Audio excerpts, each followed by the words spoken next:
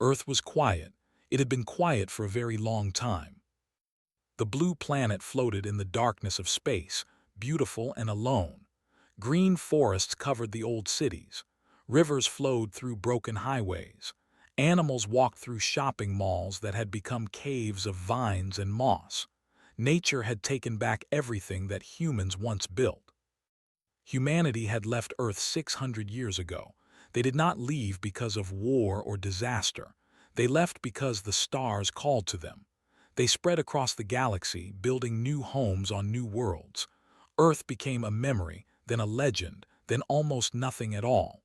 The children of Earth forgot their mother. But Earth was not empty.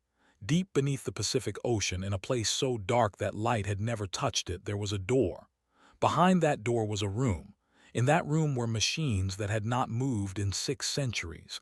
Dust covered everything. Screens were cracked.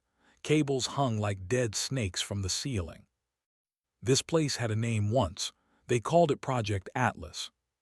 Far away, in a part of the galaxy that humans had never seen, the Empire was preparing for war.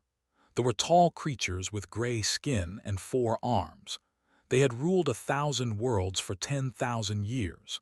They believed they were the greatest species in the universe. But for 300 years they had been fighting humans, and they were losing. Humans were strange to they were small and weak. They lived short lives.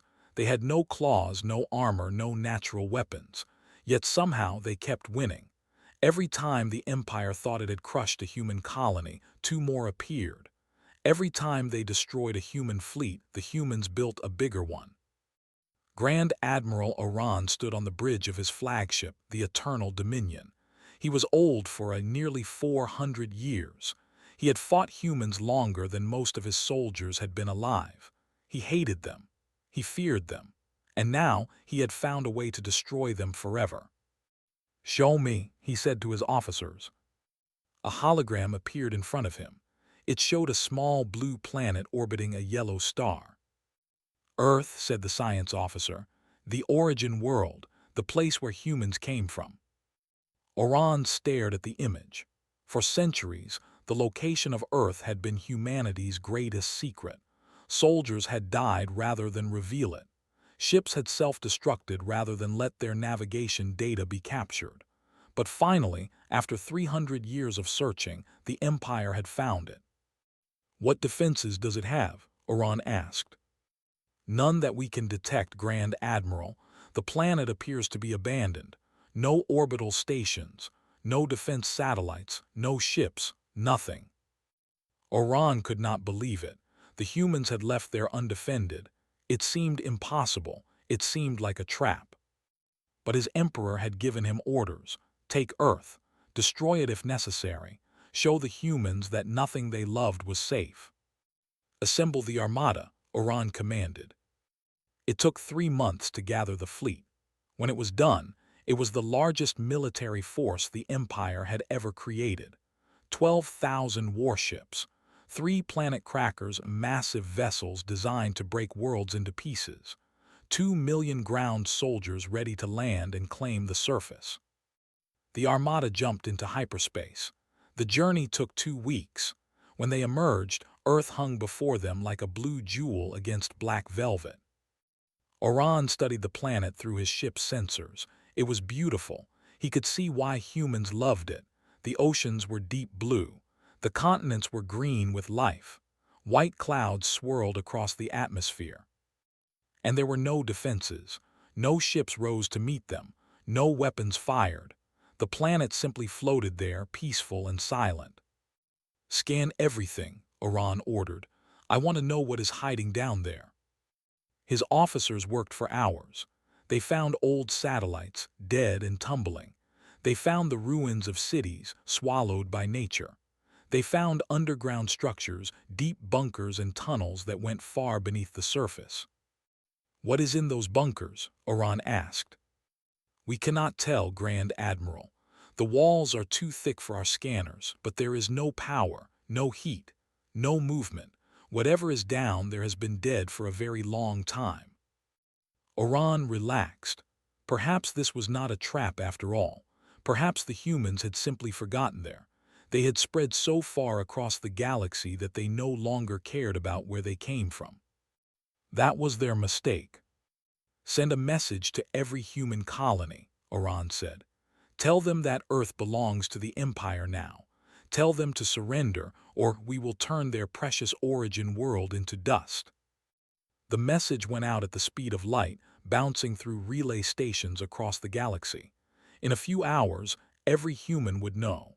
There had fallen without a single shot. Oran smiled. This was the greatest victory of his long life. He did not know that deep beneath the Pacific Ocean, something had heard his message too. In the dark room called Project Atlas, a single light blinked on. It was small and red, barely visible in the darkness. But it was the first light that room had seen in 600 years. Machines that had been sleeping began to think. Computers that had been frozen began to calculate. Sensors that had been blind began to see. The system detected the fleet in orbit. It counted the ships. It measured their weapons. It calculated their threat level. The answer came back in less than a second. Extinction level threat DETCTD. More lights blinked on.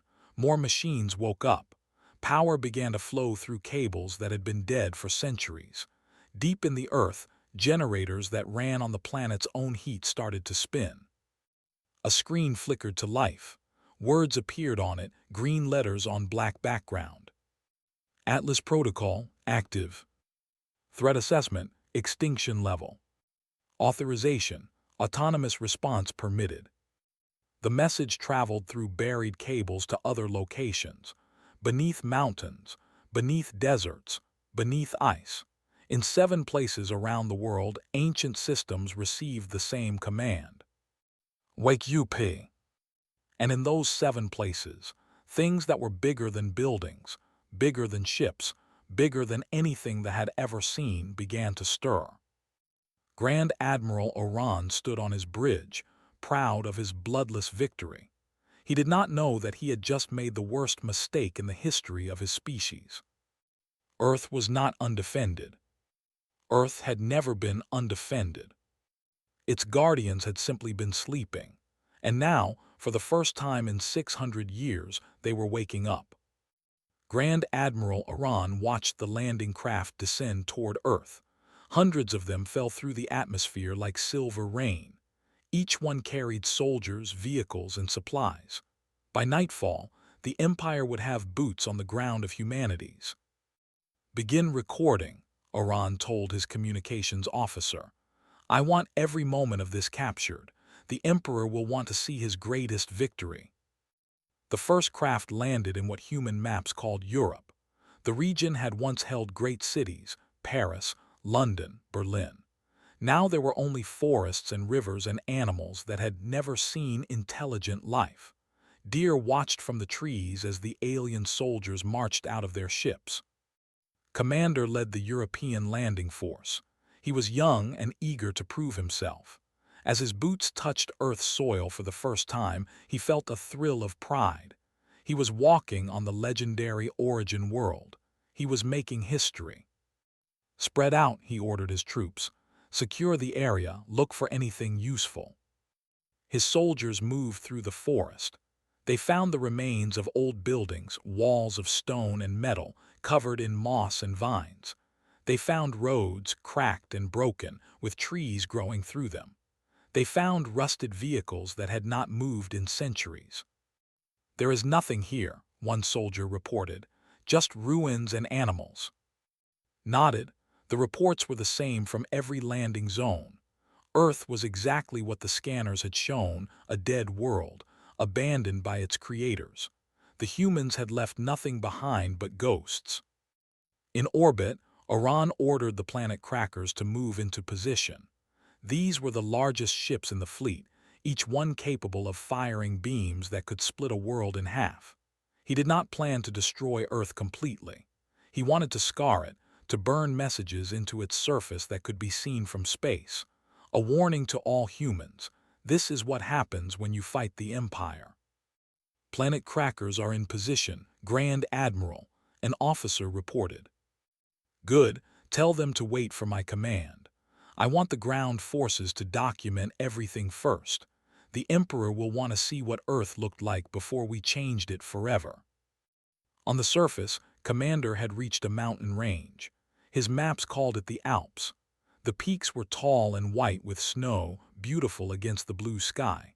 He decided to set up a forward base at the foot of the largest mountain. "Clear an area for landing pads," he ordered. "We will make our camp here." His soldiers went to work. They cut down trees and flattened ground. They set up shelters and communications equipment. Within hours, they had built a small military base at the foot of the ancient mountain. Stood outside his command tent, looking up at the peak above him. Something about it made him uncomfortable. The mountain seemed too regular, too perfect, like it had been shaped by hands rather than nature. He shook his head. He was being foolish. It was just a mountain. Far away in the depths of the Pacific Ocean, the machines of Project Atlas had finished waking up. They had spent hours running checks on systems that had been sleeping for 6 centuries. Most things still worked. Some things did not. But there was enough. There was more than enough. The Atlas system sent a message. It traveled through cables buried deep in the earth, cables that no one remembered existed. The message reached receivers on the other side of the planet, on the other side of the solar system, on the other side of the galaxy. The message was short. Origin is THRATNED. Atlas WAKES. Standby for beacon. In distant colonies, humans received this message. Most of them did not understand it. The words meant nothing to them. But a few, those who knew the oldest secrets, went very pale when they read it. "Gods above," whispered an old admiral on a space station near Alpha. "They woke up the Titans." On Earth, the sun was setting over the Alps. Commander had finished his dinner and was preparing reports for the Grand Admiral. Everything was going perfectly. No resistance. No problems. The conquest of Earth was the easiest victory in his career. Then the ground shook. It was small at first, just a gentle trembling. Thought it might be an earthquake. Earth was known to have them. But the shaking grew stronger. Equipment fell over. Soldiers stumbled and grabbed for support. "What is happening?" shouted.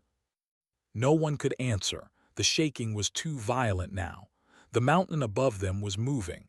Rocks tumbled down its slopes. Snow fell in great avalanches. And then, impossibly, the mountain itself began to split open. Stared in horror as the peak cracked apart. But there was no magma inside, no volcanic fire. Instead, there was metal. Vast walls of metal, gray and ancient, covered in symbols he did not recognize. And then the eyes opened.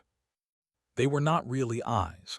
They were lights, 2 fusion reactors, each 150 meters across, blazing with blue fire. They sat in what now realized was a face. A metal face, bigger than any building he had ever seen. A face that was looking down at him. The mountain was not a mountain. It had never been a mountain. It was a machine. A machine so large that nature had grown over it, had buried it in rock and ice and time. A machine that was now standing up for the first time in 600 years. Could not move. He could not speak. He could only watch as the giant rose from its ancient bed, shedding boulders and glaciers like dust. It was tall, so impossibly tall. Its head scraped the clouds. Its shadow covered his entire base. The giant looked down at the tiny aliens at its feet. When it spoke, its voice shook the air itself. "You are trespassing on protected territory. You have 30 seconds to begin withdrawal. This is your only warning." In orbit, Grand Admiral Iran saw the readings from the surface. His instruments went crazy with data they could not explain. Power signatures beyond anything in their records. Mass readings that should have been impossible. And video from Commander's cameras showing something that could not exist. "What is that?" Iran whispered. No one answered. No one could answer. They were watching a god rise from the earth, and they had just threatened to destroy its home. Found his voice. He grabbed his communicator with shaking hands. "All units open fire. Destroy it now." Every weapon in the landing force turned toward the giant. Plasma bolts and missiles and energy beams all flew toward the ancient machine. They hit its armor and bounced away. They left scratches, nothing more. The giant looked down at the tiny weapon striking its skin, and if a machine could feel contempt, this one did. It raised one massive hand. In its palm, light began to gather, white and gold, hot as a star. "Your 30 seconds have ended," the giant said. And then there was fire. 600 years ago, humanity faced extinction. They called themselves the Collective, a race of insect-like creatures who spread across the galaxy like a plague. They did not negotiate. They did not make peace. They simply consumed everything in their path. Worlds, resources, people, all food for the endless swarm. When they found Earth, humans had only just discovered faster-than-light travel. They had a few dozen colony worlds. They had ships, but not enough. Weapons, but not strong enough. They had destroyed 100 civilizations before humanity even existed. Earth was just another meal to them. For 10 years, humanity fought and lost. Colony after colony fell. The fleet grew larger with every victory. By the year 2241, they were approaching Earth itself. The military calculated that humanity had 6 months to live. That was when the governments of Earth made a desperate decision. They gathered every scientist, every engineer, every resource they had left. They gave them one order: build something that can save us. Build it fast. Build it big. Build it to last forever. They called it Project Atlas. The scientists worked day and night. They built 7 machines, one for each continent. These were not ships or stations or satellites. These were titans, war machines so large that they would reshape the planet itself. Each one stood nearly 5 kilometers tall. Each one carried weapons that could crack moons.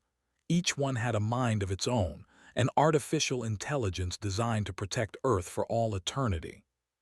The Titans were finished just in time. The fleet arrived at Earth expecting easy prey. They found 7 gods waiting for them. The battle lasted 3 days. When it was over, the Collective no longer existed. Every ship, every soldier, every queen, all destroyed. The Titans had saved humanity. But the governments were afraid. They had built weapons that could kill worlds, weapons that could think for themselves. What if the Titans decided to turn on their creators? What if they went mad over the centuries? What if some future enemy captured them and used them against humanity? The scientists said it was impossible. The Titans were loyal. They loved humanity the way a child loves a parent. They would never betray their purpose. But fear is stronger than logic. The governments ordered the Titans to sleep. They buried them in mountains and oceans and deserts. They erased all records of their existence. Over the generations, Project Atlas became a myth, then a rumor, then nothing at all. The Titans did not argue. They understood that their creators were afraid. So they went to sleep, and they dreamed of the day they might be needed again. Now that day had come. The Titan called Prometheus stood in the ruins of what had been an alien military base. Fire still burned where its weapons had struck. The landing craft were melted slag.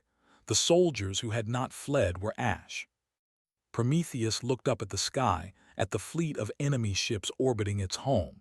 Its ancient systems calculated their numbers: 12,000 warships, 3 massive vessels capable of planetary destruction, more firepower than they had ever possessed. It did not matter. Prometheus had been built to fight gods. These were merely insects. But Prometheus was not alone. Across the planet, 6 more sets of eyes were opening.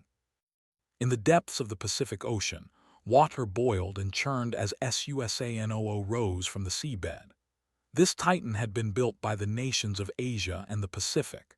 It controlled electromagnetic forces, lightning and magnetism, and the invisible waves that carried all communication. As it rose above the waves, storms began to form around it. hurricanes of its own creation. In the Sahara Desert, sand exploded upward as Sekhmet emerged from her tomb. Built by the nations of Africa, she carried no visible weapons. Instead, she held factories in her chest, factories that could create millions of flying drones in minutes. As she stood, metal locusts poured from her body, blackening the sky. In Siberia, the frozen ground cracked and heaved as Perun pulled himself free. Built by the nations of Eastern Europe and Russia, he controlled gravity itself. The air around him bent and twisted. Anything that came too close would be crushed into a ball no larger than a fist. In South America, a mountain that had been called the Peak of God revealed its true nature. Quetzalcoatl spread wings of gleaming metal, each 150 kilometers wide. Built for speed and precision, he could cross the planet in minutes and strike targets with perfect accuracy. In North America, the Great Lakes churned as Thunderbird rose from the water. Built by the nations of North America, this titan wielded energy shields that could stop any attack and reflect it back at the enemy tenfold. In Australia, the Red Desert split open to release Rainbow Serpent.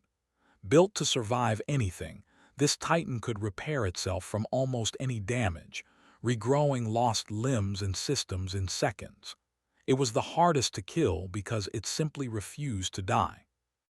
7 Titans, 7 gods of war, built by humanity 600 years ago and forgotten by their children. They spoke to each other across the planet, their communications faster than light. In milliseconds, they shared data, made plans, reached consensus.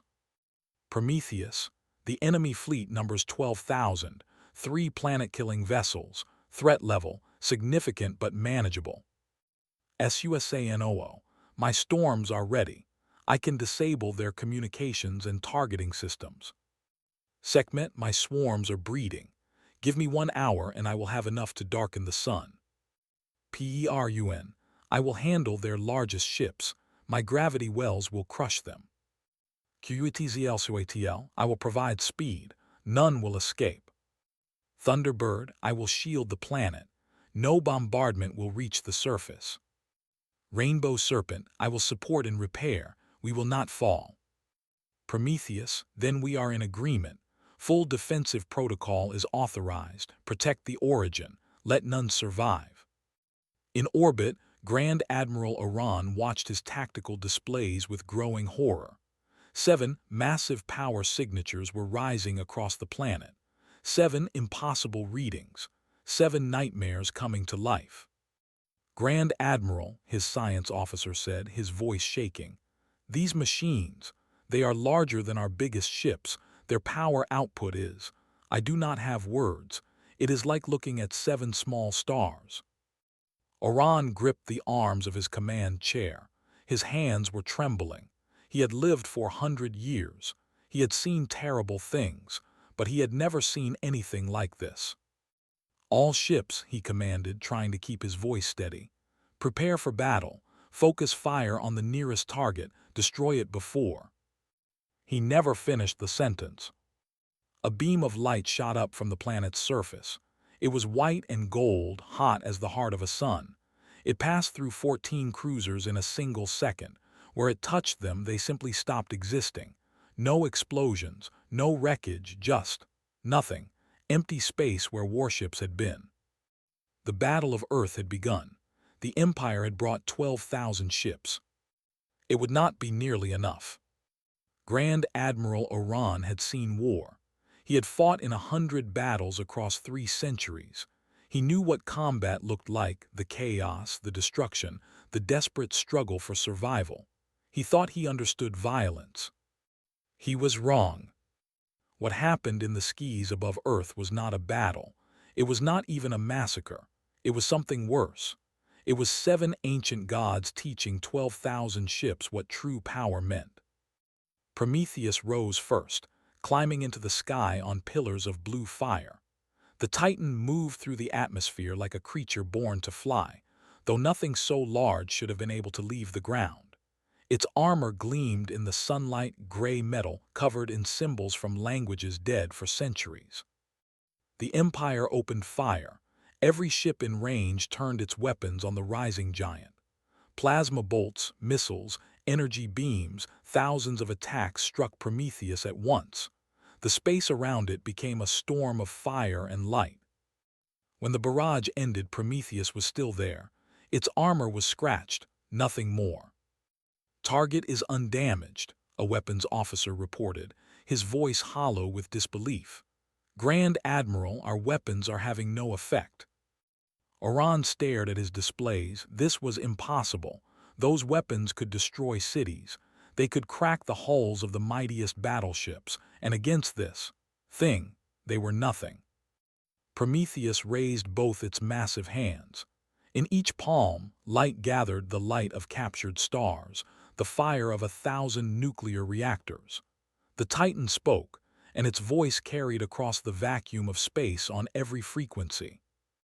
"You were warned." Two beams lanced out, sweeping across the fleet. Ships died by the dozens. The light touched them and they vanished, not exploding, not burning, just ceasing to exist. In 10 seconds, 300 ships were gone.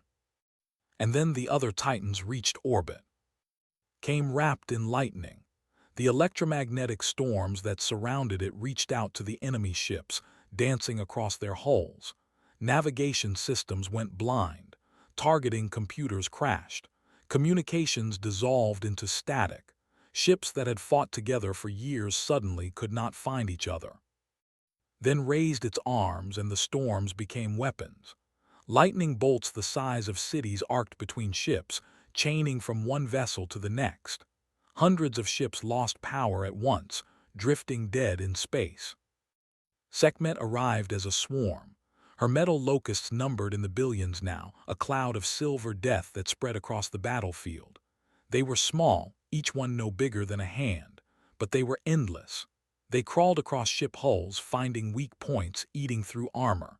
They poured into engine ports and weapons systems.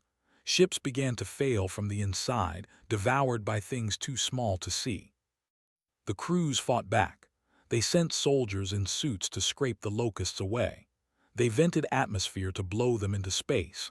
But for every 1,000 they destroyed, 10,000 more arrived. And Sekhmet kept building, her factories never stopping, her swarms growing with every passing second. Did not move fast. He did not need to. The Titan simply floated in space, arms spread wide, and the universe bent around him.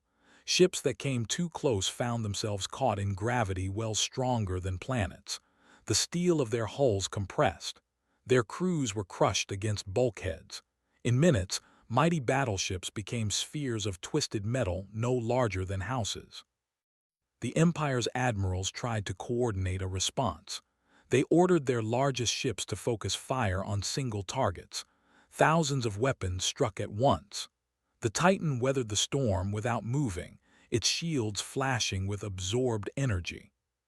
Then it gave the energy back. A wave of force exploded outward from. Every ship within 10,000 kilometers tumbled end over end. Some collided with each other. Some were thrown into the planet's atmosphere to burn. Some simply broke apart from the stress. Was everywhere and nowhere. The winged Titan moved so fast that sensors could not track it. One moment it was above the fleet, the next it was behind them, the next it was cutting through their center. Its wings were blades, each 150 kilometers long. It passed through formation after formation, and ships fell apart in its wake, sliced into pieces so cleanly they did not even explode. Thunderbird took position above the planet, spreading shields so large they covered continents. When the Empire's ships tried to bombard the surface, their weapons struck those shields and bounced back. A cruiser fired a massive plasma torpedo at a city below. The torpedo returned to sender. The cruiser died. Rainbow Serpent moved through the battle, finding damaged Titans and repairing them. A lucky shot from a battleship cracked Sekhmet's arm. Rainbow Serpent touched the wound and metal flowed like water, sealing itself. The Titans were not just powerful, they were a team, working together with the precision of a single mind. The battle lasted 4 hours. In that time, 12,000 ships became zero. The Empire's greatest armada assembled over 3 months, built over decades, crewed by millions of soldiers erased. Some ships surrendered. The Titans let them flee, their crews too broken to ever fight again. Some ships tried to run, caught them at the edge of the system, giving them a choice: leave your weapons and go, or die here. Most chose to leave. The 3 planet crackers never fired. Their crews saw what happened to the warships and abandoned their vessels before the Titans reached them, dismantled the massive ships with careful precision, tearing them apart piece by piece so they could never threaten anyone again. Grand Admiral Iran watched from his flagship as his entire fleet died around him. He tried to give orders, but no one was listening anymore. His ships were running, surrendering, or dying. There was nothing left to command. Finally, only the Eternal Dominion remained.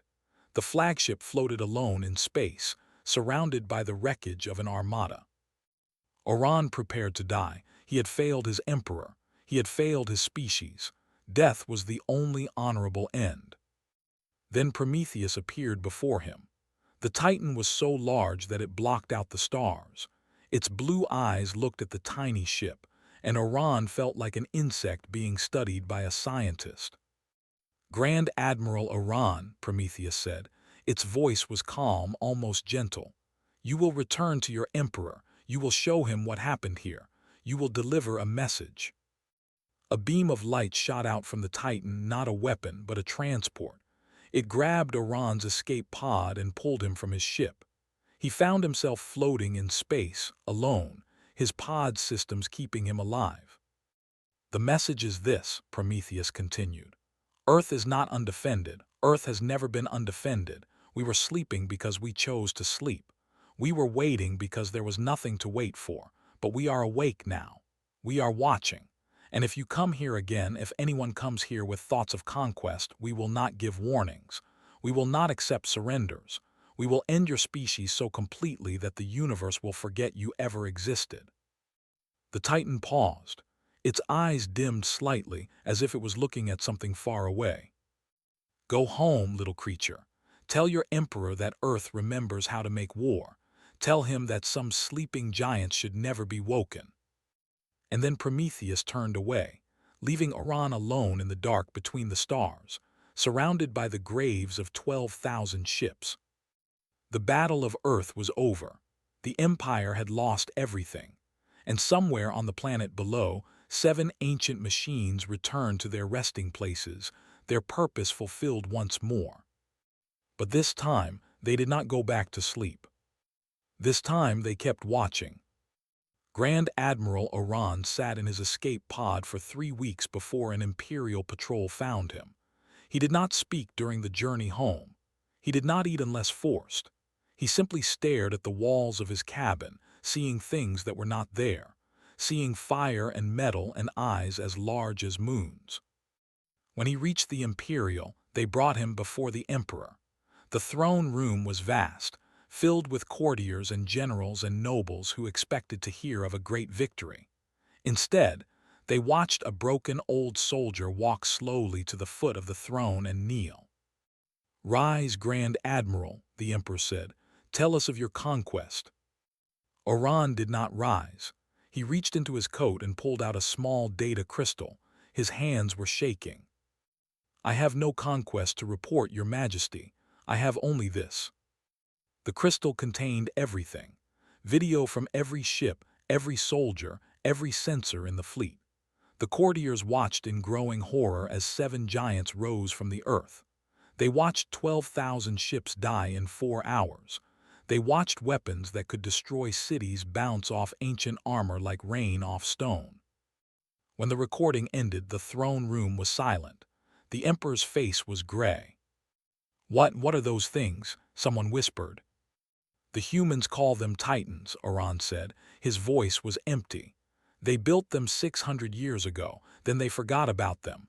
They were sleeping under the mountains and the oceans, waiting for someone to threaten their home." He looked up at the Emperor with dead eyes. "We woke them up." The Emperor dismissed the court. For hours, he spoke with his advisors behind closed doors. By the next morning, new orders went out to every corner of the empire. The war with humanity was over. Not a truce, not a peace treaty, complete surrender. The empire agreed to leave all human space. They agreed to pay reparations for 3 centuries of war. They agreed to release all human prisoners, return all captured worlds, and never again threaten any human colony. The humans were surprised. They had been losing the war slowly for generations. Now, suddenly, the Empire was begging for peace. When they learned why, when they saw the recordings from Earth, they understood. The recordings spread across the galaxy within days. Every species with access to the communication networks watched the Battle of Earth. They watched 7 machines destroy the mightiest armada ever assembled. They watched ancient weapons erase ships from existence. They watched gods walk among the stars. And they learned a lesson that they would never forget. Humanity was not a species to threaten. Other empires quietly canceled their invasion plans. Species that had bullied human colonies suddenly became very polite. Diplomats from a dozen worlds arrived at human stations, offering friendship and trade and alliance. One ambassador from a species called the spoke honestly about why his people had come. "We saw what your ancestors built," he said. "We saw what sleeps beneath we decided that we would rather be your friends than your enemies. Please accept our offer of peace." The humans accepted.